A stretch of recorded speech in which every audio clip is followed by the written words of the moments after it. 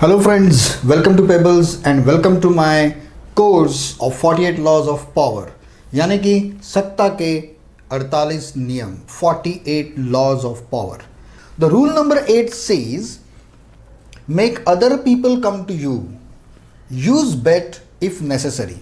दूसरों को अपनी तरफ करने का प्लान बनाइए, अपने पास आने का प्लान बनाइए दूसरों को. एंटीवायरस बेचने वाली जो कंपनियां होती है वो उनका जो रिकॉर्ड होता है वो एडवर्टाइजिंग से कम कमाती है. उनके सॉफ्टवेयर या एंटीवायरस एडवर्टाइजिंग से कम बेचे जाते हैं, लेकिन वो कंपनियां खुद ही वायरस पैदा करती है, वो खुद ही वायरस फैलाती है और फिर उस वायरस को निकालने के लिए लोग अपने आप उस एंटीवायरस को खरीद लेते हैं. कुछ लोग ऐसे भी होते हैं, मीडिया फील्ड में ये बहुत कॉमन बात है. जब वीडियो एडिटिंग किया जाता है तब हर एडिटर ऐसे कॉम्प्लेक्सिटी से एडिटिंग करता है कि दूसरा कोई उसे समझ ही ना पाए. हर प्रोग्रामर जो होता है वो अपने कोड को अपने ही ढंग से कॉम्प्लिकेट कर देता है कि दूसरा कोई उसको समझ ही ना पाए. अगर वो छोड़ के चला भी गया तो आपको झक मार के उसे कांटेक्ट करना पड़ेगा कि भाई इसको सुधार के दे दो. कुछ लोग तो जानबूझकर, कॉर्पोरेट ऑफिस में ये बात मैंने बहुत बार देखी है कि जानबूझकर कुछ गलतियां, कुछ खामियां वहाँ पे बेट करके रखते हैं जिसे सिर्फ वही सुधार सकते हैं.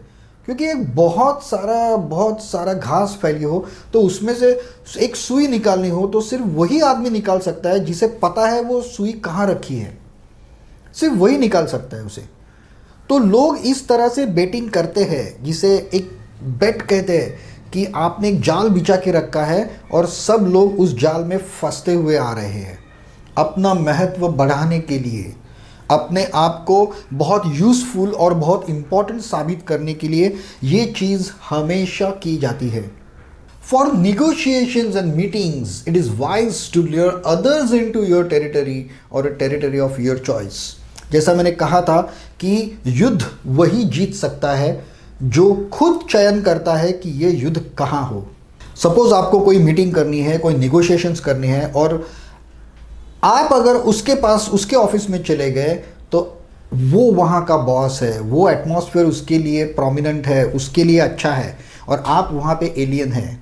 या तो आप उन्हें अपने पास बुला लो या किसी थर्ड प्लेस के ऊपर मीटिंग करवा लो जो जगह आप अच्छी तरह से जानते हो.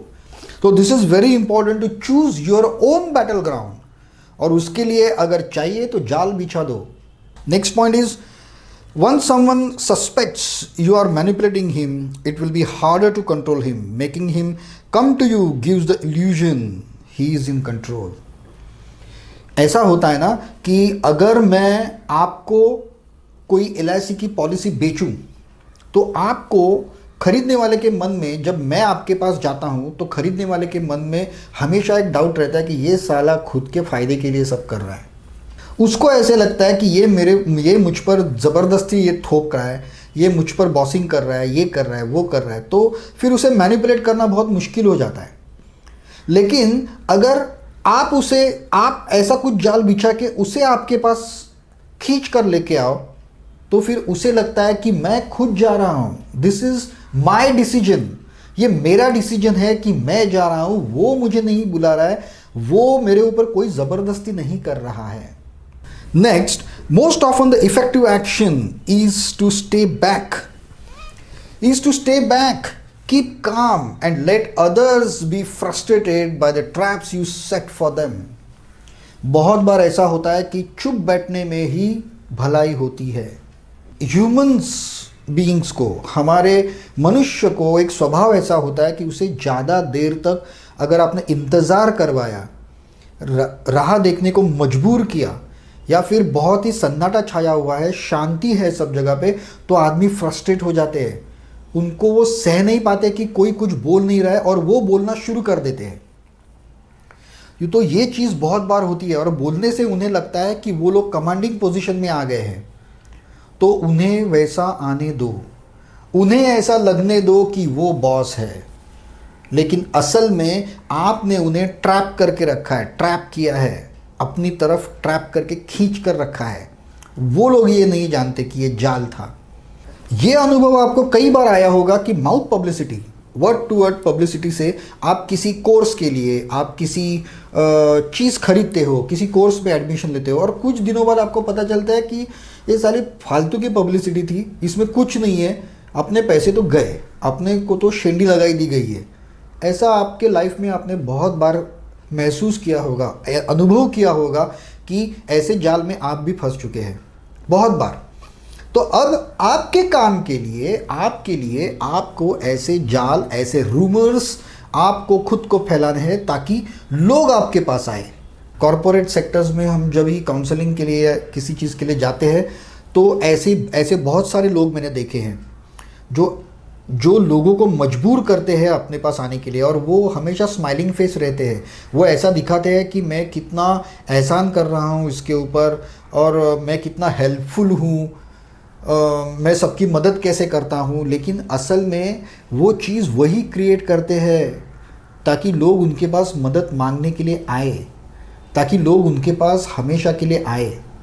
मेरे लड़के के कॉलेज में एक लड़का था, इंजीनियरिंग कॉलेज में एक लड़का था, वो उसके पास लंच टाइम में, मतलब रिसेस में लाइन लगती थी पूरे कॉलेज के लड़के और लड़कियों की। क्यों? क्योंकि ऐसा एक वर्ड ऑफ माउथ था कि वो जो अटेंडेंस अपनी कंप्लीशन के लिए होती है वो उसका कैलकुलेशन करके बताता है कि ये वीक में तुम इतनी छुट्टियां ले सकते हो, इतने लेक्चर्स बंक कर सकते हो, ये पूरा कैलकुलेशन करके बताता था। वो खुद किसी के पास नहीं गया था, लेकिन वर्ड ऑफ माउथ से लोग उसके पास आते थे। और फिर क्या हुआ, सब लोग उससे फ्रेंडली हो गए, सीनियर्स जूनियर्स सब लोग फ्रेंडली हो गए और उसे आसानी से सबके नोट्स मिलने लगे, बुक्स मिलने लगे, उसके जर्नल्स लोग कंप्लीट करके देने लगे, उसे एग्ज़ाम में हेल्प करने लगे। इतना ही नहीं, जब भी वो कैंटीन में बैठा है पूरा कैलकुलेशन करने के लिए तो बच्चे लोग उसको ये भी बोलते थे, अरे तू कहीं मत जा, तेरे खाने का बंदोबस्त हम यहीं पे कर देते हैं। लोग उसको सैंडविच देते थे, कोल्ड ड्रिंक देते थे, जूस पिलाते थे। तो अगर वो लड़का सबको जाके बोलता था, आपको भी ये एक्सपीरियंस होगा कि हम किसी के पास नोट्स मांगते थे, वो बोलता नहीं नहीं नहीं मुझे वो नोट्स चाहिए, मैं नहीं दे सकता। बुक चाहिए, नहीं बाबा मेरे पास एक ही है, मैं नहीं दे सकता। अगर आप ऑफिस में, कॉर्पोरेट ऑफिस में हो, अगर आप किसी को बोलो अरे यार मुझे आज सैंडविच खिलाओ ना, चलो फ्रेंड करके एक दिन खिला देगा, दूसरे दिन, तीसरे दिन, चौथे दिन कोई नहीं देगा, कोई नहीं देगा। लेकिन ये लड़का पूरे 3 साल इस लड़के ने फूकट में, मुफ्त में खाना खाया, सैंडविचेस खाए, बर्गर, केक, पेस्ट्रीज खाए, कोल्ड ड्रिंक पिया। किसके लिए? क्योंकि लोग उसके पास आते थे। ना तो कभी उसको जर्नल या प्रोजेक्ट कंप्लीशन में कभी प्रॉब्लम आई, क्योंकि सैकड़ों लड़के उसकी मदद के लिए रेडी थे, वो अपनी खुशी से उसको सब कुछ देते थे। So this is the trap, this is how the things are created, generated.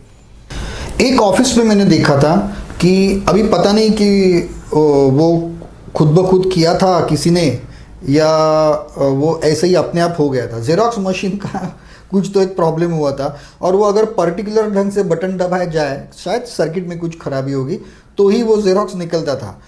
तो हर कोई एक ही आदमी के पास जाता था, अरे जरा मुझे जेरोक्स निकल के देना, ये करके दे, ये जेरोक्स निकल के दे। वो जाता था, उसे बराबर पता था कि उसको कैसे करना है।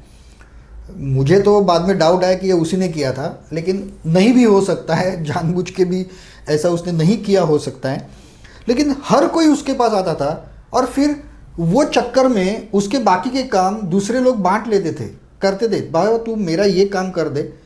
कुछ तो पब्लिकेशन हाउस था, मुझे ठीक तरह से याद नहीं, पब्लिकेशन हाउस था जहाँ पे लार्ज नंबर पे हर एक को जो कॉपियर मशीन की ज़रूरत पड़ती थी वो निकालने की ज़रूरत पड़ती थी, और वो जो हैंडलर वहाँ पे जो था ना, उससे भी वो यूज़ करना नहीं आता था। तो इस आदमी के पीछे लोग लगे हुए रहते थे और उस चक्कर में उसका काम भी लोग बांट के करते थे। ये मैंने खुद देखी हुई बात है। अभी ये शायद उसने ये जाल नहीं बिछाया था, ऐसा मतलब मुझे ऐसा लगता है, लेकिन ये भी एक तरह का जाल ही हुआ। बहुत जगह पे आपने स्टूडेंट्स या फिर इवन ऑफिस में भी देखा होगा कि ऐसा एक रूमर होता है। जैसे मैंने आपको एक लास्ट वीडियो में कहा था कि हमारे क्लास में गुगली बॉलर था, उसका बॉल कुछ स्पिन विन नहीं होता था, कुछ नहीं होता था, लेकिन वो जब भी ऐसे एक्सप्रेशन लाता था बॉलिंग करते समय कि क्या बॉलर है, वाह, और उसकी ऐसी हवा फैल गई थी, तो सब लोग उसके पास आते थे। तो ऐसे बहुत जगह पे ऐसा होता है। एक ऑफिस में मैंने देखा था कि रिज्यूम लिखना था, जिसने वो लिखा था वो एक्सेलेंट लिखा था, उसका खुद का रिज्यूम था, वो एक्सेलेंट था, लेकिन उसको कॉन्फिडेंस नहीं था कि ये मेरा बराबर है कि नहीं। लेकिन ऐसा उसने कहा नहीं, इस आदमी को दिखाना पड़ेगा, ही इज़ वेरी एक्सपर्ट। अभी वो आदमी भी क्या बहुत बड़ा शाना नहीं था, लेकिन हर कोई उसके पास अपने डॉक्यूमेंट चेक करवाने के लिए लाता था, क्योंकि ऐसे रूमर उसने फैला के रखी थी कि he is very great in checking the documents and all this things. ऐसे उदाहरण आपको हर जगह पर मिलेंगे। शादी के वक्त अगर शादी का माहौल है और मंडप है तो लोग कहते हैं अरे नहीं नहीं, ये काम के लिए उसे ही बुलाओ। लोग खुद जाते हैं उसके पास, उसको महत्व देते हैं। और ऐसे कई उदाहरण आपके लाइफ में आप देखोगे, आपके आजू बाजू में, अगर आपने आंखें खोली और ये रूल अगर आपने ठीक तरह से पढ़ा कि जाल कैसे बिछाया जाता है, तो आपको पता चलेगा कि आप खुद भी हमेशा ऐसे जाल में फंसते जाते हो। तो इसके बाद ये जाल आपको बिछाना है, आपको दूसरों को आपकी तरफ खींच कर लाना है आपके प्लान के लिए। लोगों को ये लगना चाहिए कि वो खुद की मर्जी से ये कर रहे हैं। तो इस रूल नंबर 8 को ठीक तरह से चेक कीजिए, अपनी तरफ खींचने के लिए प्लान बनाइए। आज तक आप, मुझे नहीं लगता 90% लोग ऐसे आज तक उन्होंने ऐसे कई प्लान बनाए नहीं है, जिसे कनिंग प्लान कहा जाता है, जिसे एक तरह से स्पाइंग कहा जाता है। ऐसा आपने कभी आज तक किया नहीं होगा, 100% मैं बोलता हूँ आपको, क्योंकि लोग हमेशा सीधे साधे भोले भाले ही होते हैं, जिन्हें दूसरे लोग इस्तेमाल करते हैं, लूटते हैं। लेकिन अब आपकी बारी है, तो चलिए आज से ही ऐसा प्लान बनाना शुरू कर दीजिए जिस तरह से आपका महत्व बढ़ेगा, लोग खुद आपके पास आने लगेंगे। ऐसा प्लान बनाना शुरू कर दीजिए। लेकिन तब तक इस चैनल को सब्सक्राइब करना मत भूलिएगा और बेल आइकॉन ज़रूर दबाइए। कमेंट्स में मैं आपकी राह ज़रूर देखूंगा। अब मिलते हैं हमारे next video, that is rule number 9 में। तब तक के लिए हैव अ नाइस डे।